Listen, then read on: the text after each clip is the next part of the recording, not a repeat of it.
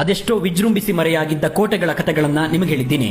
ಆದರೆ ಇವತ್ತು ನಶಿಸಿ ಹೋಗಿದ್ದರೂ ಸ್ವರ್ಗದಂತೆ ಕಂಗೊಳಿಸುತ್ತಿರೋ ಒಂದು ಗಿರಿದುರ್ಗಕ್ಕೆ ನಿಮ್ಮನ್ನ ಕೊಂಡೊಯ್ತಾ ಇದೆ. ಮುಂಗಾರಲ್ಲಿ ಮಿಂದೆದ್ದು ಸ್ವರ್ಗದಂತೆ ತೋರುತ್ತಿತ್ತು ಈ ಭುವನಗಿರಿ ಎಂದರೆ ಉತ್ಪ್ರೇಕ್ಷೆ ಎಲ್ಲ ಸಂಪೂರ್ಣ ನೋಡಿ ಮುಗಿದ ಮೇಲೆ ನಿಮಗೂ ಈ ಅನುಭವ ಆಗದೇ ಇರಲ್ಲ. ಮಳೆಗಾಳಿಗಳಿಂದ ಶತ್ರುಗಳ ದಾಳಿಗಳಿಂದ ಧ್ವಂಸವಾಗಿದ್ದರೂ ಅಳಿದುಳಿದ ಅವಶೇಷಗಳಿಂದ ತನ್ನ ಅಸ್ತಿತ್ವವನ್ನ ಇಂದಿಗೂ ಉಳಿಸಿಕೊಂಡಿರೋ ಈ ಕೋಟೆಯ ಹೆಸರೇ ಕವಲೇದುರ್ಗ. ಮಳೆಗಾಲದಲ್ಲಿದು ಪ್ರವಾಸಿಗರ ಸ್ವರ್ಗ. ಸಹ್ಯಾದ್ರಿ ಶ್ರೇಣಿಯ ಮಡಿಲಲ್ಲಿರೋ ಈ ಕೋಟೆ 9ನೇ ಶತಮಾನದ ಹೊತ್ತಿಗೆ ನಿರ್ಮಾಣವಾಗುತ್ತೆ.